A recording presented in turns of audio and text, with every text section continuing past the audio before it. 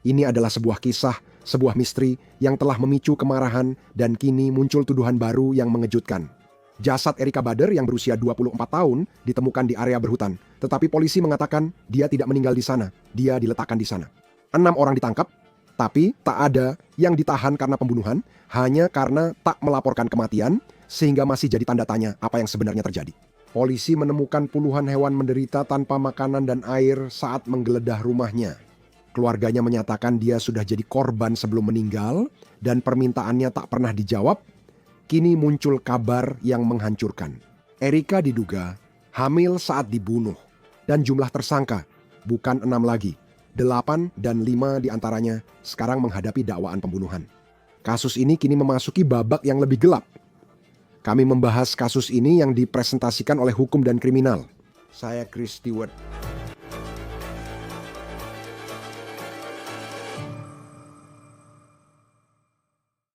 Anda ingat kasus yang kami bahas bulan lalu, kematian misterius Erika Bader, 24 tahun.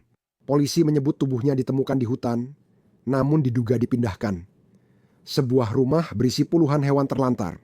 6 orang ditangkap tapi tidak ada yang didakwa atas pembunuhannya. Itu bulan lalu.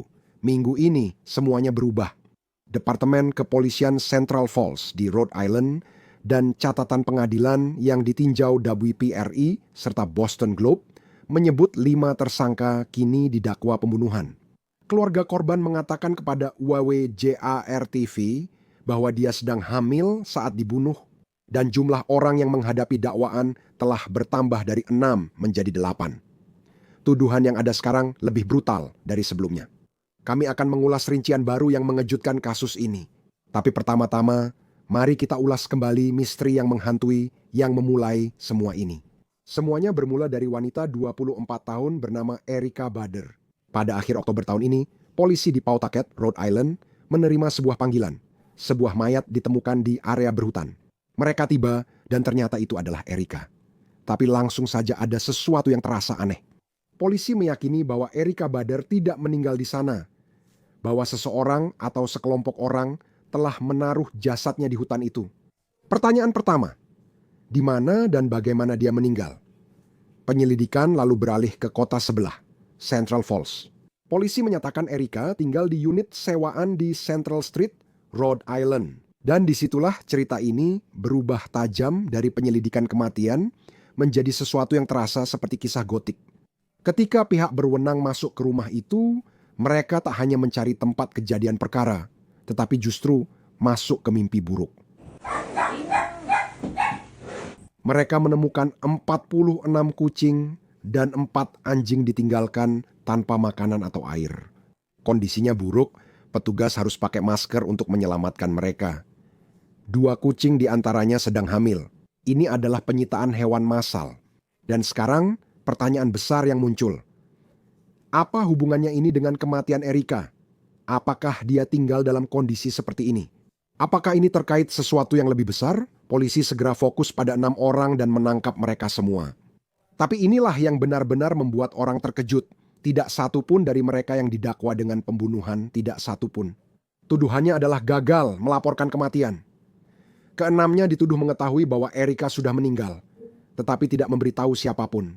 Tapi salah satu dari mereka, teman sekamar Erika sendiri, seorang wanita bernama Brittany Terpening, menghadapi tuduhan tambahan yang lebih berat. Penyerangan berat kekerasan dalam rumah tangga. Gambaran yang mulai terbentuk sangat suram. Berdasarkan tuduhan awal, polisi sepertinya mengatakan bahwa Erika diserang dan kemudian dia meninggal. Beberapa orang tahu, tapi tidak bertindak. Mereka hanya memindahkan tubuhnya dan diam. Tapi keluarga dan teman-teman Erika berteriak bahwa ini bukan sekadar tragedi mendadak. Menurut laporan dari WJAR, mereka mengatakan tanda-tanda peringatan itu sudah ada selama berbulan-bulan. Mereka mengatakan kepada wartawan bahwa mereka telah menghubungi polisi sejak bulan April, 6 bulan penuh sebelum jasadnya ditemukan. Mereka khawatir akan kesejahteraannya dan percaya dia dalam bahaya di rumah di Central Street, Central Falls. Mereka menuduh telah mencoba melaporkan bahwa Erika sendiri meminta bantuan. Seorang mantan pacar mengatakan pada WJAR Oktober lalu, Erika melakukan video call dan mereka langsung tahu ada yang tidak beres. Polisi Central Falls menyatakan telah memeriksa kesejahteraan pada April, namun tidak menemukan Erika dan laporan orang hilang tidak pernah diajukan resmi. Bulan lalu, kami menghadapi misteri. Seorang wanita muda ditemukan tewas dan dipindahkan. Sebuah rumah penuh kengerian dengan hewan-hewan yang ditelantarkan. 6 orang menghadapi tuntutan, tapi bukan karena membunuh gadis ini. Penderitaan keluarga terjadi karena teriakannya tak didengar hingga semuanya terlambat. Itulah kasus yang kami ketahui.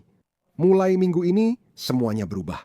Tuduhan, jumlah tersangka, dan dugaan kekejaman yang terjadi pada Erika Bader meningkat dengan cara yang benar-benar mengejutkan. Setidaknya untuk dikatakan. Sekarang minggu ini, pihak berwenang memberikan pembaruan besar yang benar-benar mengubah kasus ini. Pertama, tuduhannya. Tuduhan itu kini makin serius. Ingat, awalnya ada 6 orang yang menghadapi satu tuduhan, yaitu gagal melaporkan kematian. Dan sekarang dokumen pengadilan menunjukkan ada 8 orang yang menghadapi serangkaian tindak pidana berat. 5 dari tersangka awal sekarang didakwa dengan pembunuhan, penculikan, dan konspirasi. Nama mereka Andrew Cornell, 28, Joshua Brunel, 35, Elizabeth Duran, 41, Stephanie Bletcher, 37, dan Brittany Terpening, teman sekamar Erika, 34. Dan kemudian ada 3 tersangka baru yang tidak termasuk dalam penangkapan awal. Mereka didakwa dengan penculikan, konspirasi, dan gagal melaporkan kematian.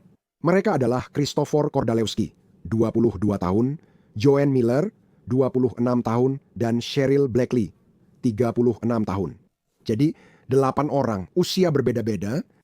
Mereka semua didakwa di pengadilan Providence. 5 terdakwa pembunuhan ditahan tanpa jaminan.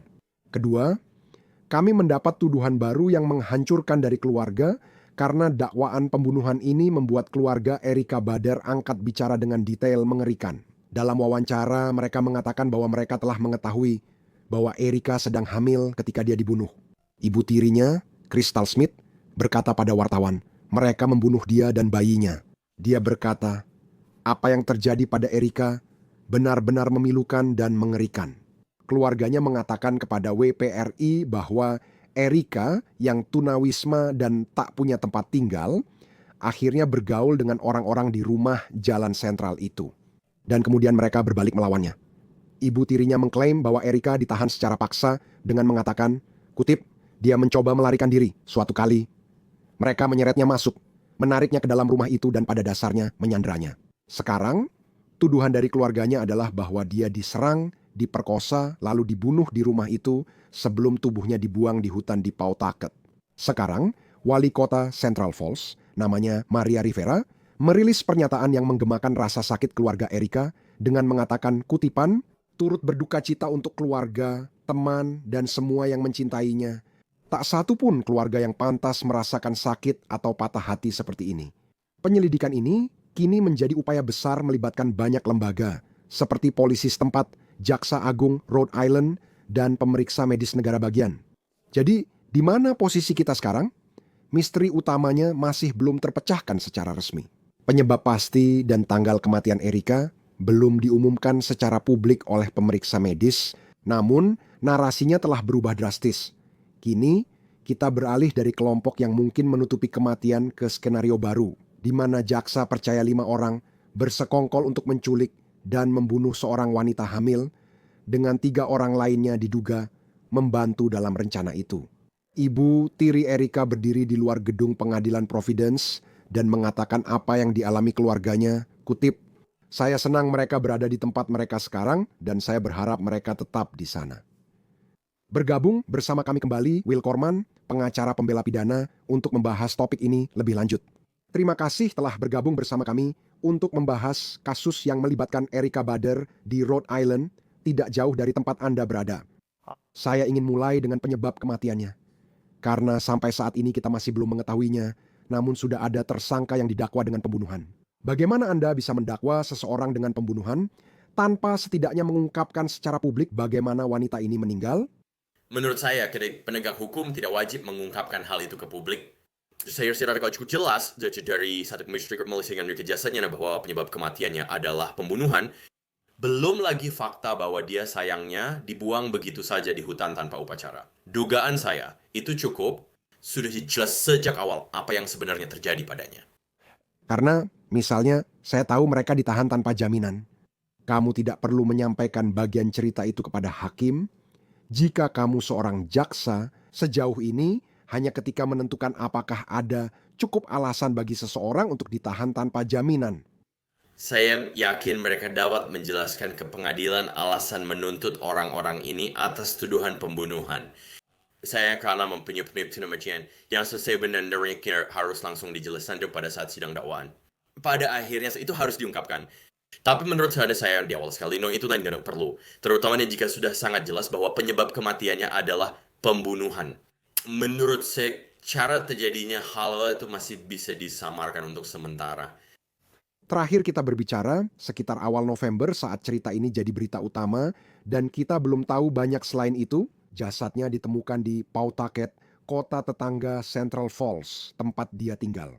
Bahwa jasadnya ditinggalkan di sana dan kita punya para tersangka yang sudah ditangkap. Lalu setelah itu, tuduhannya agak samar-samar soal peran mereka dalam cerita ini, tapi sekarang ada 5 orang yang menghadapi dakwaan pembunuhan.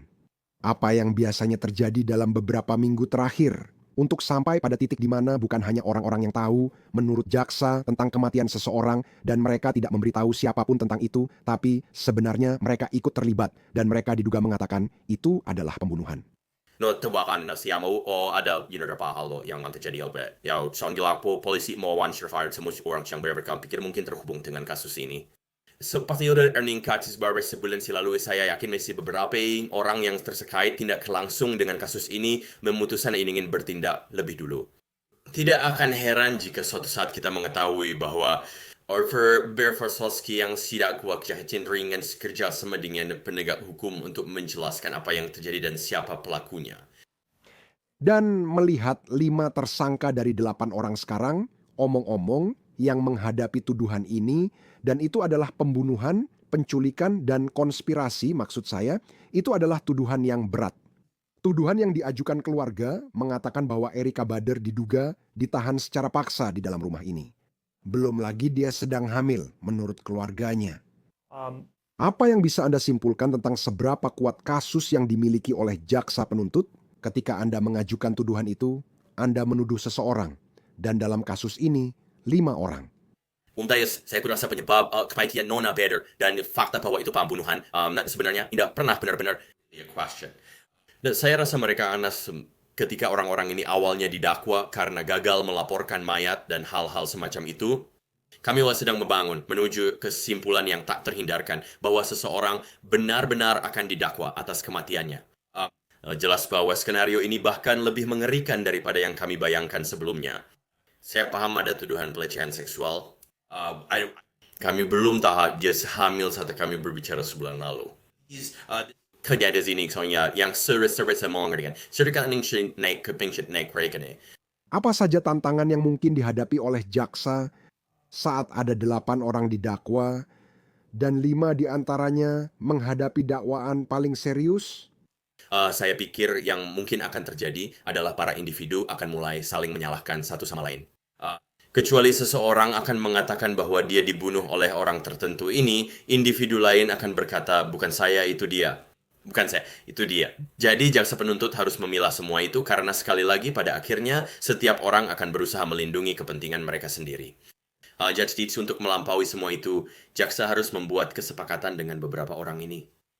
Siapapun yang mereka ajak membuat kesepakatan, mereka tua pasti udah terlibat dalam sesuatu. Jadi nggak ada yang masuk ke dalam kasus ini dengan tangan bersih. Dan ketika berbicara tentang rumah tempat dia tinggal, itu adalah gedung apartemen ini, sepertinya itu rumah susun atau rumah yang diubah jadi apartemen, unitnya tidak banyak. Tapi keluarganya mengatakan bahwa Erika Bader sebenarnya tunawisma. Dia tidak punya tempat untuk pergi, jadi dia harus tinggal di rumah itu. Dan kemudian mereka juga menceritakan bahwa dia pernah mencoba melarikan diri pada suatu saat.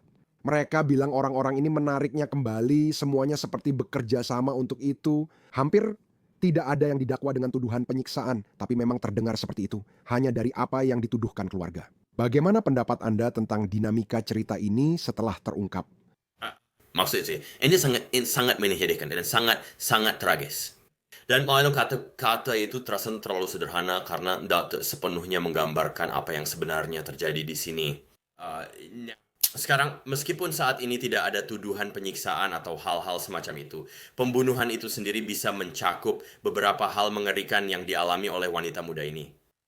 Dan ketika ada 5 orang yang menghadapi tuduhan pembunuhan, misalnya ada 1 orang yang... Dan ini hanya spekulasi saja, tapi saya tahu bahwa Britani terpening yang awalnya menghadapi tuduhan kekerasan dalam rumah tangga, misalnya dia yang secara fisik diduga membunuh Erika Bader. Bagaimana Anda membuktikan bahwa 5 orang lainnya memiliki peran, sehingga mereka juga menghadapi tuduhan yang sama dengan orang yang diduga melakukannya? Tentu. Ada tuduhan konspirasi, jadi mereka bisa saja ikut serta dengan berbagai cara hingga batas tertentu. Sekali lagi, ini masih tahap awal. Saya rasa ini akan terus berubah untuk mencari tahu secara pasti siapa yang akan didakwa dengan apa. Fakta pada saat ini kira ada dakwaan yang dikenakan terhadap 5 orang ini. Itu tidak berarti dakwaan tersebut akan tetap berlaku untuk mereka. Beberapa orang pasti akan membuat kesepakatan agar bisa lepas dari beberapa dakwaan yang lebih serius. Tapi sejauh hal yang diduga diakus oleh orang lain, percuma masih agak menjadi misteri siapa yang diduga melakukan apa. Tapi jika ada satu pelaku utama, sudah orang-orang lain terlibat, baik karena klien menyediakan senjata atau membantu menyembunyikan mayat atau hal-hal semacam itu, mereka semua bisa termasuk dalam dakwaan pembunuhan tersebut. Apa peran atau strategi seorang pengacara pembela saat ini untuk salah satu dari 5 orang itu? Anda tahu, terutama jika orang yang menghadapi dakwaan pembunuhan itu mengatakan bahwa mereka bukan pelaku utama dalam kasus ini, bagaimana Anda mendekati pembelaan untuk orang tersebut? Jadi saya akan mengatakan bahwa dalam rangkaian fakta dan keadaan khusus ini ada 2 pilihan. Salah satunya adalah, seperti yang saya katakan sebelumnya, setiap pria dan wanita berjuang untuk dirinya sendiri. Jika klien saya memiliki informasi, klien saya didakwa pembunuhan mengerikan ini, namun klien saya tahu siapa pelaku sebenarnya, dan itu bukan klien saya. Pada dalam situasi khusus seperti ini, baru saya akan mengajak klien duduk bersama saya dan penegak hukum untuk menjelaskan apa yang terjadi. Tidak ada tuduhan lebih serius dari pembunuhan, dan kini kita hadapi kasus pembunuhan wanita hamil. Jadi saya akan mendorong kesang klien saya itu untuk maju dan mengatakan apapun yang perlu mereka katakan agar tuduhan itu bisa dicabut dari mereka. Yang kedua, siswa ini juga akan kisah yang membingungkan karena ada beberapa orang yang didakwa dengan pelanggaran yang sama. Jadi meski klien enggan duduk bersama penegak hukum untuk menjelaskan perannya dibanding yang lain, ini tetap menjadi permainan saling menyalahkan. Dan kami perlu memfasilitasi jelas dengan setiap apa yang diketahui dari klien saya, jelas di mana posisi klien saya agar bisa mengatakan ya klien saya mungkin ada di sana. Meskipun klien saya hanya berperan kecil, inilah para pelaku utamanya. Dan begini cara kami menunjukkannya kepada Anda. Bagian cerita ini jadi sangat menyedihkan karena Erika Bader diduga hamil saat itu, menurut keluarganya. Mereka menyebut dia korban pelecehan seksual. Namun para tersangka tampaknya tidak didakwa atas hal itu, bagian dari itu. Dan polisi belum, mereka cukup tertutup. Tapi jika dia sedang hamil, apakah ada kemungkinan tersangka menghadapi lebih banyak dakwaan dalam kasus ini? Beberapa yurisdiksi mengizinkan dakwaan pembunuhan terhadap anak yang belum lahir. Nah itu mungkin tergantung pada seberapa jauh usia kehamilannya dan apakah ada seorang lainnya yang tahu bahwa dia sedang hamil atau tidak.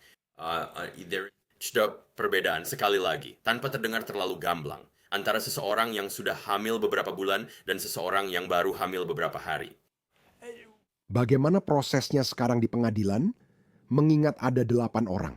Semua dari mereka bisa saja punya cerita yang sangat berbeda tentang apa yang terjadi, tapi kita semua membicarakan kematian wanita yang sama. Apakah ini 8 proses pengadilan yang berbeda dan terpisah yang akan berlangsung? Pemerintah akan berlaku ada segala yang bisa dilakukan untuk mengadili kasus-kasus ini secara bersamaan atau setidaknya mengadili kasus-kasus ini dalam kelompok jika Anda mau. Jika 5 orang yakin bersama-sama membunuh wanita muda ini, mereka akan mencoba untuk mengadili kelima kasus itu secara bersamaan. Dari sudut pandang pengacara pembela, saya ingin klien saya diadili secara terpisah. Saya akan berusaha memisahkan dakwaan dan klien saya dari yang lain. Sementara pemerintah ingin mengelompokkan mereka. Seberapa sulit dalam kasus seperti ini untuk membuat hakim mengizinkan kasus-kasus tersebut dipisahkan?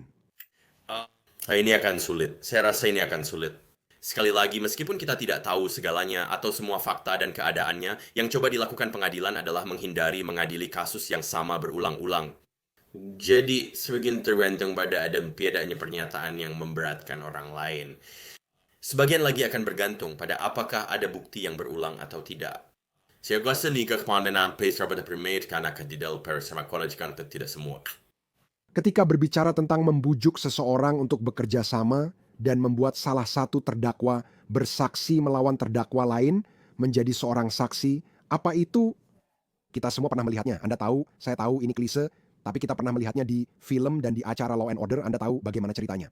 Tapi dalam kehidupan nyata, seperti apa negosiasi itu? Dan juga menurut saya bagi seorang jaksa juga. Maksud saya, jika Anda mencoba membuat seseorang yang didakwa atas kasus pembunuhan untuk bersaksi melawan orang lain yang juga didakwa atas kasus pembunuhan, saya paham. Pembela mungkin berargumen orang ini hanya ingin lepas dari masalah. Bagaimana Anda memastikan bahwa orang tersebut benar-benar sebagai jaksa merupakan orang yang kredibel saat bersaksi di pengadilan? Ya, di sebenarnya yang seperti dikatakan oleh pihak penuntut adalah Anda tahu, Isnan, kita sedang berhadapan dengan tempat kejadian perkara yang mengerikan dan kita harus menerima saksi apa adanya. Kita tidak ada bisa memilih siapa yang menjadi saksi atau saksi mata pada peristiwa tertentu. Dan pihak penuntut akan melakukan segala yang mereka bisa untuk melemahkan argumen pembela, yaitu bagaimana Anda bisa mempercayai orang ini, dia berusaha menyelamatkan dirinya sendiri. Dan jaksa penuntut benar-benar hanya perlu menjelaskan. Kami punya 5 orang yang didakwa. Orang ini kami putuskan memiliki cukup informasi sehingga kami bersedia mengubah dakwaan atau menerima versi kejadian dari orang ini sebagai imbalan untuk menuntut para pelaku sebenarnya. Alasan apapun yang katanya menyebabkan ini terjadi tetap tidak masuk akal. Kita semua tahu itu. Ini benar-benar kisah yang sangat mengerikan.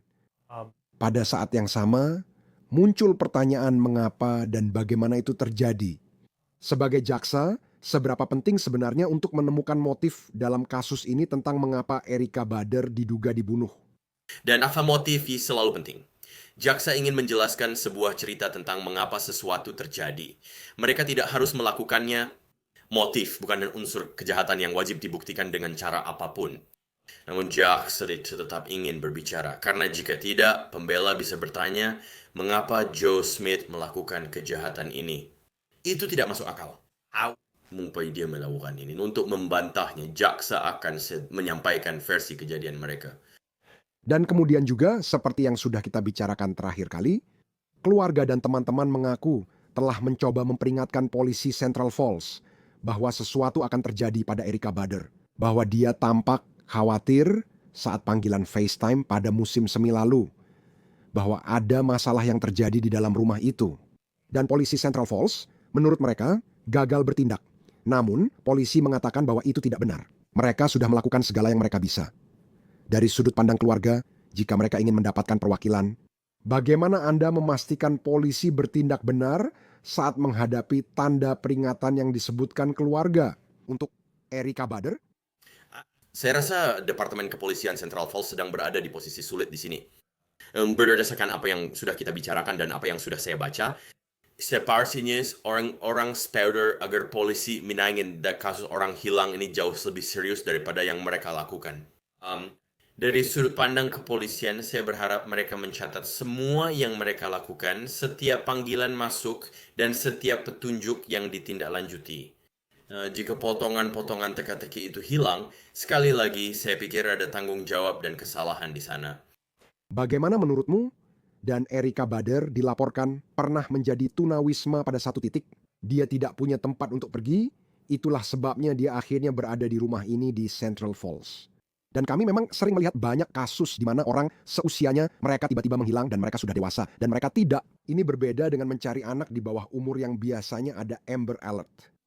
Kita akan lihat apa yang kamu ketahui serta detail penyelidikan dari polisi di Rhode Island. Tapi maksud saya secara umum sebagai seseorang yang pernah bekerja di kantor kejaksaan, maksud saya seberapa serius Departemen Kepolisian menangani beberapa kasus orang hilang seperti ini. Jumlahnya jauh lebih banyak dari yang kita kira. Ya, Iris mereka masih sangat serius menanganinya, tapi mereka juga punya keterbatasan. Sekali lagi, jika seorang dewasa secara hukum memilih untuk menghilang dari peredaran, maka itu adalah hak mereka. Memang rumit. Saya rasa kasus ini lebih dari itu. Ini bukan sekadar kami sudah lama tidak mendengar kabar dari teman kami Erika. Memang begitu. Kami sudah lama tidak mendengar kabar dari teman kami Erika. Berikut alasan kami khawatir. Ya, jadi ini bukan hanya soal orang ini mungkin menghilang. Ini adalah, hey, kami khawatir di mana orang ini dan bersama siapa. Berbeda informasinya bahwa dia bermain konsens dengan situasi tertinggalnya. Karena itu, ini berbeda dengan orang dewasa yang hanya menghilang sementara. Cerita ini sangat menyedihkan dengan banyak lapisan, terutama hukum, dan belum jelas arah kasusnya. Will Korman, pengacara pembela kriminal dan mantan jaksa penuntut. Terima kasih sudah meluangkan waktu di Law and Crime. Kami sangat menghargai. Itu saja untuk On The Case, dipersembahkan oleh Law and Crime. Berlanggananlah di YouTube dan Spotify kami, saya Chris Stewart. Sampai jumpa di lain waktu.